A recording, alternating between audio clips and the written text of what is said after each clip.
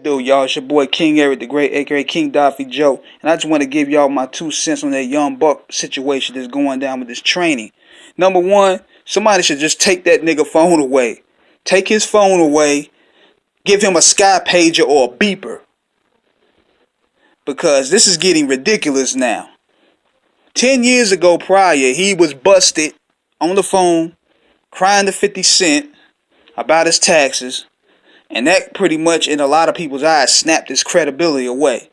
So he redeemed himself. He been dropping banger after banger. I mean, Buck, he just proved without the shadow of a doubt that he's the best member of G Unit in terms of musically. And now this happened. And this, to me, would have been the nail in the coffin.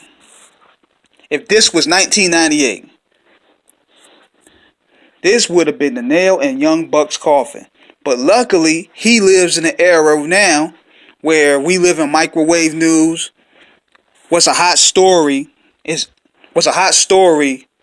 today will be forgotten in hours. So he has a lot of advantages to play his cards right. My advice would be, number one, nigga, stay off that phone.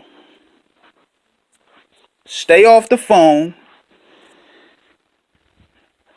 Stay off the phone, number one. Number two, if you're going to get on the phone, send 50 a pen pal note to get Dr. Dre on the phone. Have Dr. Dre produce 15 bangers for you. And you just cut your social media off. Don't say nothing on social media. Cut that off. Lock yourself in the studio for 6 months. Then you come back out with a banger. And by then, everything will be forgotten about. Because this is getting really ridiculous now. Got my man begging on the phone. Bullets is going to be flying. Just take it down. I want you to retract the statement. Take the statement down. Because it's going to look bad out here. Bullets are going to be flying. I don't want you getting hurt. I mean, that's a bad look. So, my way of handling that would be for Buck to just pretty much just lay low. Focus on music. Because that's what really will work anyway.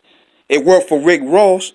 Remember back in 2009 when Rick Ross and 50 Cent was going at it? 50 was tearing this dude up. Diss records, sex tapes, cartoons. Had his homeboy beat up and knocked out and his chain robbed. Took pictures with his kid.